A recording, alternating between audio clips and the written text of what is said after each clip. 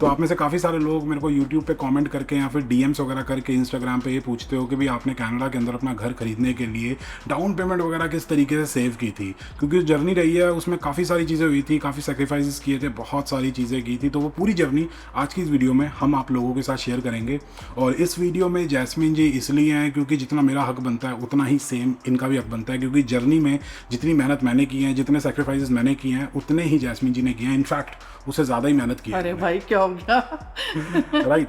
लेकिन इस वीडियो के थ्रू मैं ये नहीं बता रहा कि भाई आपको घर खरीदना चाहिए या नहीं खरीदना चाहिए। वो हमारी पर्सनल चॉइस थी कि भाई हम कनाडा के अंदर एक घर परचेज करना चाहते हैं अपने रहने के लिए।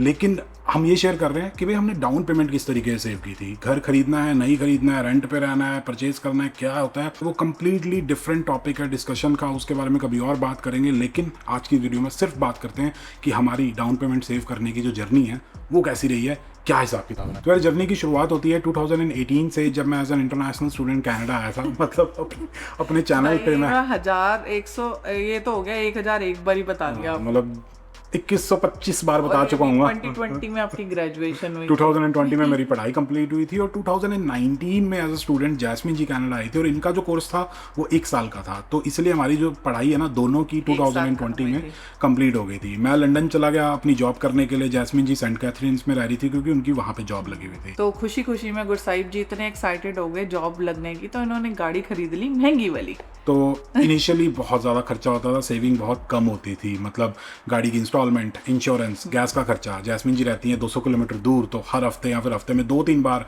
आना जाना हो रहा है। नायग्रा फॉल्स जा रहे हैं, बीचेस वगैरह पे जा रहे हैं, मतलब इंजॉय कर रहे हैं, खर्चा हो रहा है। तो 2021 के मिड तक जितनी भी सेविंग्स वगैरह हुई थी ना वो सारी खत्म हो गई, क्योंकि मेरे को अपने भाई को कुछ पैसे भेजने थे, 10-12 हज़ार डॉलर, क्योंकि उसको भी कनाडा आना था, उसकी GIC डिपॉजिट होनी थी। फिर उसके बाद क्या हुआ कि हम दोनों ने डिसाइड करा कि गाड़ी तो ऐसे नहीं चलेगी। अगर हम ऐसे चलाते रहे तो हमें अपने गोल्स को अकम्प्लिश करने के लिए 5 से 6 साल बहुत टाइम लग जाएगा, क्योंकि हमने पूरी कैलकुलेशंस वगैरह की। तो असली जो हमारी सेविंग्स की शुरुआत थी ना वो हुई थी जब हम किचनर मूव हुए थे। मतलब मेरी किचनर के अंदर जॉब लगी थी, तो हम दोनों, पहले जैस्मिन जी भी बीच में लंदन आ गई थी, लेकिन फिर हम दोनों किचनर मूव हो गए थे। और जैसे हम किचनर मूव हुए, जो गुरसाहिब जी की लग्जरी गाड़ी थी वो हो गई खराब। मतलब वो ऐसी खराब हुई थी कि होनी नहीं थी, पर वो हो गई फॉर्चुनेटली अनफॉर्चुनेटली जो भी मान लो, लेकिन वो हो गई। अभी उसके आगे वीडियो में डिटेल में बात करेंगे। बट गाड़ी जब खराब हुई तो फिर हमने उसको बेच दिया। और उसके बाद हमने जो स्टेप उठाया वो पहला ये था कि हमने जो था घर लिया, मतलब ऐसा इस जगह पे मतलब हमने शादी वगैरह होगी, फिर हमें रहना था, तो हमने एक बेसमेंट रेंट पे लिया था जिसका रेंट बहुत ज़्यादा कम था। और उसमें हमने कुछ डिसाइड करे, कुछ गोल कि जैसे सबसे पहला गोल ये था कि if we want to buy a house in 2024 तो हमें उसके मिड या उसके एंड तक हमें डाउन पेमेंट इकट्ठी करनी है, और उसके टूवर्ड्स हमने वर्क करना स्टार्ट किया। तो सबसे पहले तो बात आ जाती है यार रेंटल यूनिट की। तो हमने बहुत ही बेसिक सी देखी थी ताकि हमारे वहाँ पे पैसे सेव हो सके। हमने कोई लग्जरी नहीं देखी कि भाई साहब ये फैसिलिटी होनी चाहिए, वो फैसिलिटीज़ होनी चाहिए। जो बेसिक एमिनिटीज़ हैं जैसे कि ग्रोसरी स्टोर्स वगैरह हो गए, या फिर कोई रेस्टोरेंट्स वगैरह हो गए, या फिर हमारे जो वर्क प्लेसेस हैं वो थोड़े पास होने चाहिए, या फिर डायरेक्ट बस जानी चाहिए। साथ के साथ यूनिट के अंदर जो बेसिक चीज़ें थी, वॉशरूम, एक कमरा, एक लिविंग रूम, किचन, वो चाहिए हमें। उसके अलावा कोई ऐसा हाई फाई चीज़ नहीं चाहिए। तो इनिशियली हमने वो कोई चीज़ नहीं देखी, तो इसलिए हमें बहुत ही सस्ती रेंटल यूनिट मिल गई और वहाँ पे हमने काफ़ी पैसे सेव किए। और यूटिलिटीज़, इंटरनेट, सारी चीज़ें रेंट के अंदर इंक्लूडेड थी, तो कोई टेंशन वाली बात नहीं थी। अगर जब हम किचनर मूव हुए थे ना, तो किचनर मूव होते ही हमने अपनी शादी कर ली थी। और शादी हमने की थी कनाडा के अंदर। हमने पेरेंट्स से अपने परमिशन ले ली थी कि हम कनाडा के अंदर शादी करना चाहते हैं। हमारे काफ़ी सारे रिलेटिव्स हैं, वो भी आए थे शादी पे, फ्रेंड्स वगैरह भी आए थे, और खर्चा काफ़ी ज़्यादा हो गया था। तो अभी तक हमने जितनी सेविंग की थी वो फिर से दोबारा ऑलमोस्ट जीरो हो गई थी। मतलब 90 to 95% पैसा फिर से स्पेंड हो गया था। पहले 2021 में जीरो हुए थे, फिर 2022 में जीरो हो गए, क्योंकि शादी में तो आपको पता ही है काफ़ी खर्चे हो जाते हैं। कपड़े लेने हैं, हॉल बुक कराना है, गाड़ी भी रेंट की थी क्योंकि गाड़ी भाई यहाँ पर भी शादी करना इजी नहीं है, इट्स वेरी बहुत महंगा है साहब। हॉल बुक कराना, सबको लंच डिनर कराना, बहुत सारी चीज़ें हुई थी। और कुछ लोग दूसरी सिटीज़ से भी आए थे, तो उनका रहने का इंतज़ाम, उनका खाने पीने का इंतज़ाम, तो काफ़ी खर्चा हो गया था। तो फिर से हम ज़ीरो हो गए थे। तो यूट्यूब तो मेरा ऑलरेडी चल ही रहा था, लेकिन यूट्यूब का सीन ऐसा है कि जब हमारी इंडियन ऑडियंस होती है ना, मतलब जब एशिया की ऑडियंस होती है, तो पैसे काफ़ी ज़्यादा कम आते हैं। मतलब मैं बता नहीं सकता इतने ज़्यादा कम आते हैं, लेकिन मेरे को शौक था, तो यूट्यूब तो चल रहा था। लेकिन जो हमने टारगेट सेट किया था कि भाई 2024 तक हमें अपने पैसे वगैरह सेव करने हैं अच्छे खासे डाउन पेमेंट करने के लिए, क्योंकि हमारी कोशिश थी भी 20% डाउन पेमेंट करेंगे। तो मुझे लगा यार ये तो पूरा नहीं होगा, तो हमने डिस्कशन वगैरह की। तो फिर मैंने अपने इंडिया के कॉन्टैक्ट्स वगैरह फिर से उनको गर्म किया। तो बेसिकली इंडिया के अंदर मैं IITs, NITs, private colleges, MET वगैरह यहाँ पे जाके वर्कशॉप्स देता था। साथ के साथ समर ट्रेनिंग देना हो गया, वो जो 2 महीने की होती है ना बीटेक के सेकंड ईयर के बाद। उसके अलावा मैं प्रोजेक्ट्स वगैरह बनाता था। अब वर्कशॉप्स और ट्रेनिंग देना तो पॉसिबल नहीं था इंडिया में, क्योंकि मैं तो कनाडा में था और वर्चुअल होता नहीं है काम, लेकिन मैं प्रोजेक्ट्स बना सकता था। तो मेरे जितने भी सोर्सेज थे मैंने सबसे बात की और मैंने रात को फिर प्रोजेक्ट्स बनाना स्टार्ट किया एम्बेडेड सिस्टम्स के, रोबोटिक्स के, जो स्टूडेंट्स को या तो सेकेंड ईयर के बाद या फिर अपनी ग्रेजुएशन जब हो रही होती है 8th सेमेस्टर में सबमिट करने होते हैं। तो मैंने स्टूडेंट्स को हेल्प करना शुरू किया। तो रात को मैं बैठ कर कोड कर रहा हूँ, उनको हेल्प कर रहा हूँ, हार्डवेयर डिज़ाइन करने में हेल्प कर रहा हूँ, स्कीमेटिक्स वगैरह दे रहे हैं, बहुत सारा काम होता है। तो वो हमारा एक अच्छा सोर्स ऑफ इनकम बन गया। जैस्मिन जी मेरा काफ़ी साथ देती थी उस चीज़ में, तो इसलिए थोड़े बहुत हमारे पैसे जो है ना वो जल्दी सेव होना स्टार्ट हो गए, क्योंकि अच्छे खासे मिलते हैं पैसे प्रोजेक्ट बनाने के। उस टाइम हमारी कुछ प्रमोशंस भी हुई थी उस ईयर, तो उसने भी काफ़ी हमारा साथ दिया था। ये सारी चीज़ें चल रही थी कि भाई जॉब भी चल रही है, मैं प्रोजेक्ट्स वगैरह ही बना रहा हूँ।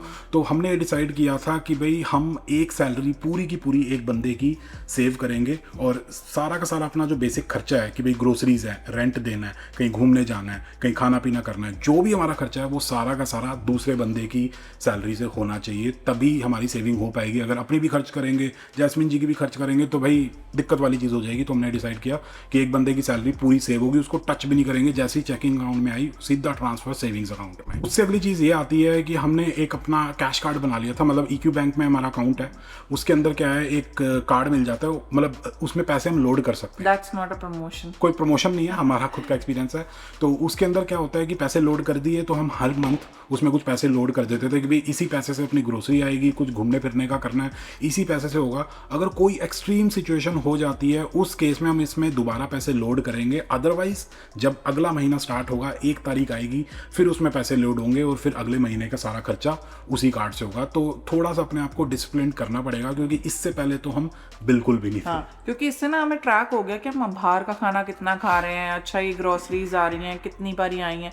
ये बात नहीं है कि बंदा इसमें कंजूसी कर रहा है, कंजूसी नहीं था ना, हमने कोई खाने में कोई कटौती की या फिर वो हम यहाँ इस स्टोर से ले आते, नो, जैसा चल रहा था वैसा ही चलता रहा। बट हाँ, कभी कभी ऐसा होता है ना कि हमारे पास जब क्रेडिट कार्ड या डेबिट कार्ड आता है तो वो टैप के चक्कर में वो टैक्स हम भूल जाते हैं और स्टेटमेंट तो पता नहीं कब जाके चेक करते हैं जब हमें टैक्स फाइल करना होता है। सो इसी चक्कर में हमने वो कार्ड यूज करा। तो इस कार्ड में क्या होता था कि जैसे ही पैसे खत्म तो सारी चीजें खत्म, आगे आप खर्चा नहीं कर सकते। तो हमने अपने आप को डिसिप्लिन बनाया कि इसको जानबूझ के रीलोड नहीं करेंगे कि चल यार $200 डाल देते हैं, कोई नहीं घुमाएंगे, ऐसा नहीं किया हमने, ऐसे ही रखा। और उसके बाद जो नेक्स्ट चीज़ थी, जब हम किसी रेंटल अपार्टमेंट में जाते हैं, जब एक पति पत्नी मतलब एक कपल एक साथ में अपनी लाइफ शुरू करता है, तो भी मतलब एक्साइटमेंट बड़ी होती है, हाँ ये भी खरीद लें, वो भी खरीद लें, घर को सुंदर बना लें।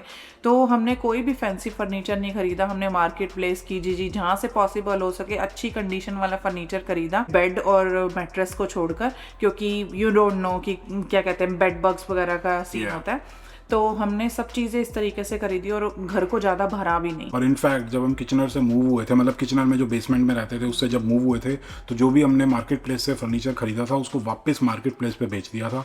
तो नेट हमारा ऑलमोस्ट जीरो ही हो गया। मतलब अलमीरा जीरो नहीं हुआ था, हमने पॉजिटिव प्रॉफिट में बेचा था थोड़ा सा। तो अलमीरा हो गई, टेबल हो गया, चेयर हो गया, या फिर जो भी टीवी स्टैंड, ये सारी चीज़ें हमने मार्केट प्लेस से खरीदी थी, क्योंकि उस वक्त हमें ज़रूरत नहीं थी कि भी स्टडी फर्नीचर लेना, सॉलिड लेना। उसके बाद यार बात आ जाती है FHSA और RRSP की। अब ये चीज़ भी मैं कम से कम 81 बार अपने चैनल पे आप लोगों के साथ शेयर कर चुका हूँ कि भी TFSA, RRSP, FHSA क्या होता है। अब घर खरीदने के लिए TFSA इतना इंपॉर्टेंट है भी या नहीं भी, लेकिन RRSP और FHSA आर वेरी इंपॉर्टेंट, क्योंकि FHSA तो होता ही है फर्स्ट होम सेविंग्स अकाउंट, और RRSP के अंदर भी एक first time home buyer plan होता है। तो उनको यूज़ करके आप अपना काफ़ी सारा टैक्स सेव कर सकते हो और उस मनी को अपनी डाउन पेमेंट के टूवर्ड्स यूज़ कर सकते हो। इस वीडियो में मैंने ये चीज़ एक्सप्लेन कर रखी है बहुत अच्छे से, तो आप जाके चेकआउट कर सकते हो। लेकिन इसको भी हमने बहुत ही बढ़िया तरीके से मतलब मैक्स आउट कर दिया था और यूज़ किया था, ताकि डाउन पेमेंट वगैरह सेव हो सके, हमारे जो टारगेट्स हैं 2024 के वो अचीव हो सके।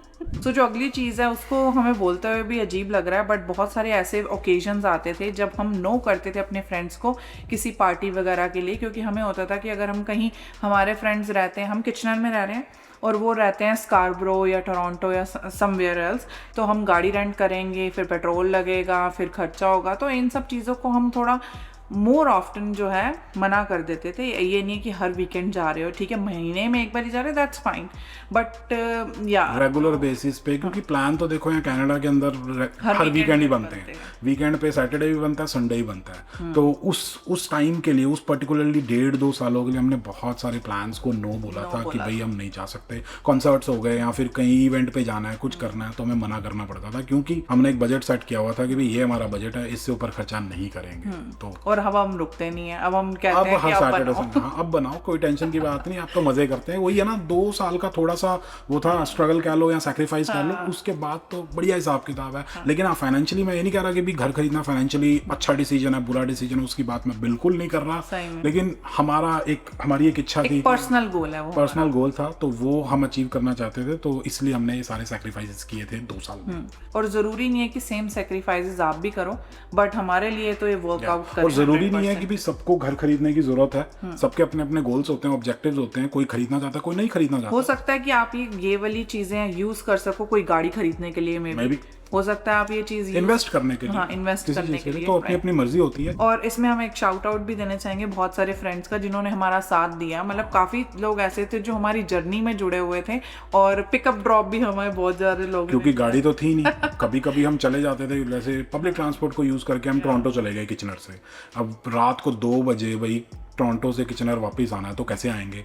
तो मेरा फ्रेंड था, हमारा एक फ्रेंड है, हरमन नाम है उसका, वो टोरंटो से हमें छोड़ने आता है। वो टोरंटो रहता है, लेकिन टोरंटो से पहले किचनर हमें ड्रॉप करता था, फिर किचनर से वो टोरंटो वापस जाता था। और ऐसा नहीं हम कहते थे हम ऊबर कर रहे हैं, कुछ कर रहे हैं, उसने कभी नहीं करने दिया। या फिर हम राइड शेयर कर लेंगे, राइड शेयर भी कंफर्टेबल होती है, लेकिन उसने कभी नहीं करने दिया, उसने हमेशा हमारी हेल्प की है। और मेरा फ्रेंड एक और है कॉलेज का, कबीर, उसको भी मैं शाउट आउट देना चाहूँगा कि उसने भी हमारी बहुत ज़्यादा हेल्प की है, इमोशनली, फाइनेंशियली भी थोड़ी बहुत हेल्प की है उसने।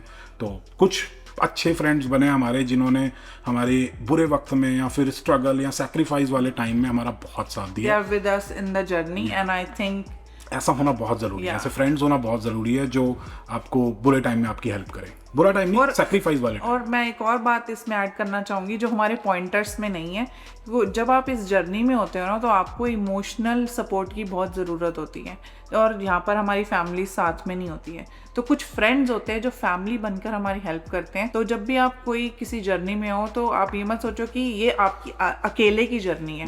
बहुत सारे लोग कह सकते हैं हमारे साथ होते हैं, या आपके साथ होते हैं, आपकी हेल्प करते हैं। तो कनेक्शन बनाना बहुत ज़्यादा ज़रूरी है, और सही लोगों को पहचानना भी बहुत ज़्यादा ज़रूरी है। तो ये भी पूरे प्रोसेस का एक पार्ट ही है। अब इस जर्नी के दौरान एक हैबिट को मैंने डेवलप किया कि भी हर मंथ के एंड में अपनी क्रेडिट कार्ड स्टेटमेंट को देखना और ट्रैक करना कि भी कौन कौन से खर्चे हो रहे हैं, बाहर खाने पीने का कितना खर्चा हो रहा है, सब्सक्रिप्शंस के ऊपर कितना खर्चा हो रहा है, या फिर बिल्स कितने जा रहे हैं, उसको थोड़ा बहुत ट्रैक करना ज़रूरी होता है। क्योंकि क्रेडिट कार्ड को तो टैप किया या फिर फ़ोन के अंदर डाल रखा, टैप किया, पता ही नहीं लगता। नहीं, एप्पल पे हमारे फ़ोन में सब्सक्रिप्शन कट रही है, कुछ नहीं पता तो लगता। $200-250 तो ऐसे ही खर्च हो जाते थे। तो इस जर्नी में मैंने ये हैबिट डेवलप की कि भी हर महीने की 30 तारीख को बैठना है, अपने क्रेडिट कार्ड को ट्रैक करना है, और ये हैबिट मेरी अभी तक बनी हुई है। मतलब मेरे को आदत हो गई है। जैस्मिन जी को मैं काफ़ी बार मैसेज करता हूँ कि यार ये $30 कहाँ खर्च हो गए, आज ही किया था, ये $83 कहाँ से आए। तो हैबिट बन गई है। तो ये ट्रैक करना बहुत ज़रूरी है, ताकि आप आगे आने वाले टाइम में उस खर्चे को अवॉइड कर सको कि भाई ये खर्चा नहीं करना मेरे को। या फिर कोई सब्सक्रिप्शन चल रही है, अमेजॉन के $12 हर महीने कटी जा रहे हैं, पता ही नहीं है, तो इस चीज़ को आप कैंसिल कर सको। और साथ के साथ जो भी हमारी सब्सक्रिप्शन थी, पहले हमने बहुत ही एक्साइटमेंट में आके नेटफ्लिक्स भी ले लिया, अमेजॉन भी ले लिया। अरे मैंने जब चेक करा ना, तो मेरे इतनी सब्सक्रिप्शंस थी, मैं बता नहीं सकती। अमेजॉन के अंदर ही 3 सब्सक्रिप्शन है भाई साहब। तो ये सारी हमने उस पॉइंट ऑफ टाइम पे सारी की सारी कैंसिल की। मतलब जो बहुत ज़्यादा ज़रूरी है उसी को रखा, नहीं तो भैया यूट्यूब है फ्री ऑफ कॉस्ट, उसको देखो। तो ये था, तो ऐसे पैसे सेव किए यहाँ भी। मतलब थोड़ा थोड़ा करके आप कह रहे होगे $12 $15, लेकिन $15 अगर महीने में 3 जगह कट रहे हैं, तो वो भाई साहब अच्छे खासे $45 हो जाते हैं। तो भाई इस तरीके से आप छोटी छोटी चीज़, जैसे कि अभी मैंने बोला कि गुरसाहिब जी ने आज मुझे बोला 81 $82 मुझे नहीं पता था कि वो डिडक्ट हुए। फिर मैंने चेक करा, मैं कहा ओ शिट, मुझे वहाँ कॉल करना है वापस। तो इट्स वेरी गुड हैबिट। तो वो बूंद बूंद से घड़ा भरता है, तो वही चीज़ होगी। जब हम नए नए कनाडा आते हैं तो बड़ी आदत होती है शॉपिंग करने की। अच्छा ये मिल रहा है डिस्काउंट में, ये है क्लियरेंस में, ये है, ठीक है, ये भी ले लिया, उसी के की टी शर्ट ले ली, टॉमी की ये ले लिया, कोच से ये बैग ले लिया। तो ये आदतें बनी होती है, और ये बैड हैबिट्स हैं, राइट। कभी भी कुछ भी खरीद लेना, चाहे आपको ज़रूरत हो या ना हो। Yeah. तो हमने ये देखा कि हमने शॉपिंग पे भी थोड़ी सी स्टॉप लगाया, क्योंकि बहुत ज़्यादा शॉपिंग हो जाती है जब हम, क्योंकि पेचेक आता है, राइट। आपने सेविंग कर ली, जो बचा अमाउंट बंदा कहता है यार मजे मारो, ऐश करो। तो बेसिकली हमने अपनी नीड्स पे ज़्यादा फोकस किया, वांट्स हमने बाद के लिए छोड़ दी कि भी वांट्स वगैरह बाद में पूरी करेंगे, गड्डी लेनी है, ये लेना वो लेना बाद में ले लेंगे, कोई बात नहीं, शौक पूरे करने बाद में कर तो लेंगे। हमने अभी भी नहीं ली है गड्डी ले गाड़ी, आज भी हमारी ट्रैक्टर ही है। क्योंकि मेरे को वर्थ नहीं लगता है देखो लोन पे गाड़ी लेना। हमारे पास और भी, जैसे जरूरी नहीं होता घर के बाद, जैसे अब अगर हम कुछ सेव करें, may be it's for something else, not for a house, right. और एक दो चीज़ें और बताना चाहेंगे। सबसे पहली चीज़ तो ये है कि यार सेविंग पे ज़्यादा फोकस देने की बजाय हमने ये कोशिश की कि हम अपनी इनकम को किस तरीके से इंक्रीज़ कर सकते हैं। साइड हसल करो, इधर से $1000 आ जाए, उधर से हम $1500 अर्न कर लें, मतलब अलग अलग अपने इनकम के सोर्सेज बनाए। और सेविंग तो एक लिमिटेड अमाउंट तक कर सकते हैं ना। अगर कोई बंदा 5000 महीने के कमा रहा है, कुछ खर्चा तो करना पड़ेगा जीवन को व्यतीत करने के लिए, जीवन को बिताने के लिए, बंदे की सेविंग लिमिटेड होती है, राइट। लेकिन सेविंग को इंक्रीज करने के लिए दो तरीके हैं, या तो इनकम इंक्रीज हो जाए या फिर अपना खर्चा कम कर दो। अब खर्चा कम करना एक लिमिट से नीचे पॉसिबल नहीं है, लेकिन इनकम को इंक्रीज करना तो अनलिमिटेड है, जितना मर्जी इंक्रीज कर लो। तो हमने उस पर बहुत ज्यादा फोकस किया। और दूसरी चीज जो हमने फोकस किया, बहुत लोगों का ये होता है कि हाँ डाउन पेमेंट कितनी करनी चाहिए, वो पर्सन टू पर्सन डिपेंड करता है। बट हमारा सेविंग करने का तरीका ये था कि हमने उतना ही पैसा कलेक्ट नहीं किया जितना हमें देना था, हमने उससे थोड़ा ज़्यादा किया ताकि 6 मंथ्स का इमरजेंसी फंड भी हमारा बन जाए। क्योंकि हमारे पास मॉर्गेज का कोई एक्सपीरियंस नहीं था, कभी पे नहीं की थी, तो हमें टेंशन थी कि भाई घर लेने के बाद कोई आपदा आ जाती है तो क्या करेंगे। तो इसलिए हमने डाउन पेमेंट प्लस 6 मंथ्स का इमरजेंसी फंड, इसके अलावा जो लॉयर की फीस, लैंड ट्रांसफर टैक्स, फलाने ढिमकाने, इतने सारे खर्चे होते हैं, थोड़ा बहुत फर्नीचर लेने का भी खर्चा। खाली घर में जाके थोड़ी बैठ जाओगे प्लेटें बजाएंगे, ऐसा थोड़ी करना। तो आपको इस हिसाब से सेविंग करनी है कि आप एकदम पूरे खाली ना हो जाओ, क्योंकि काफी लोग होते हैं ये मिस्टेक कर बैठते हैं, घर लेने के बाद they are fully empty and फिर उनके पास कुछ होता नहीं है, तो काफी टाइम तक उस फाइनेंशियल स्टेज तक पहुंचने के लिए कि मतलब थोड़ा सा बंदा ठीक हो जाए, नॉर्मल हो जाए, काफी टाइम लग जाता है। क्योंकि घर खरीदने के बाद क्या होता है कि बहुत सारे खर्चे भी आ जाते हैं, जिसका हम रेंट पे जब रह रहे होते तब नहीं होता। हाउस टैक्स, जैसे जैस्मिन जी ने बताया, यूटिलिटीज का खर्चा बढ़ जाता है क्योंकि बहुत सारा आता है। उसके अलावा भी फलाने पता नहीं क्या कुछ खर्चा होता है, मेंटेनेंस कॉस्ट होती है, कभी कुछ खराब कभी कुछ खराब, ये भी चलता रहता है। तो ये खर्चों के लिए भी प्रिपेयर्ड रहना पड़ेगा। तो इसलिए कह रहे हैं कि एक इमरजेंसी फंड जरूर होना चाहिए। हमारा जो गोल था हमने वो अपने टाइमलाइन से पहले अचीव करा, क्योंकि we were very firm, like very focused, disciplined. ओहो भाई साहब, we were very focused towards it too much. And या तो अगर हमें लगता है कि अगर हम ऐसा कर सकते हैं तो आप में से कोई भी कर सकता है। अगर हम जैसे पागलों की तरह खर्चा करने वाले लोग ऐसे डिसिप्लिन में आके पैसे सेव कर सकते हैं, तो भाई कोई भी कर सकता है। क्योंकि तो हम यही मोटिवेशन देते हैं आपको कि अगर आप इस हाउस बाइंग की जर्नी में हैं तो जस्ट स्टे फोकस। अपनी होप्स, दूसरों की बातें सुन के उसने ये कर दिया, किसी ने ये कर दिया, you just keep moving forward, अपने गोल की तरफ ध्यान दो। हस्बैंड वाइफ अपना अच्छा काम करो, अच्छा सर्कल बनाओ, हाँ, तो यू कैन अचीव एनीथिंग। मतलब कुछ भी कर सकते अगर आप फॉरेन कंट्री में आए हो, अगर आपने स्टडी कर लिया, स्टडी परमिट ले लिया, PR ले लिया, सब हो गया, तो ये भी होगा ही होगा, सब कुछ हो जाएगा, टेंशन नहीं लेनी। बाकी अगर आप घर खरीदने का प्रोसेस क्या होता है, शुरू से लेकर एंड तक क्या क्या होता है घर खरीदने के प्रोसेस में, ये जानना चाहते हो तो राइट वाली वीडियो चेकआउट कर सकते हो। और अगर आप बहुत ही कम सैलरी पे काम कर रहे हो, लाइक $50-60,000 आपकी एनुअल सैलरी है, तो किस तरीके से आप पैसे सेव कर सकते हो, अपनी डाउन पेमेंट सेव कर सकते हो एक डिसेंट से बेसिक से घर के लिए, तो उसके लिए आप लेफ्ट वाली वीडियो चेकआउट करो। बाकी अगर आप लोगों को वीडियो पसंद आई तो please like, share and subscribe, and as always stay healthy and keep hustling, क्योंकि हसलिंग तो करना पड़ेगा, वरना उसके बिना नहीं होगा। डाउन पेमेंट नहीं इकट्ठी होएगी फिर।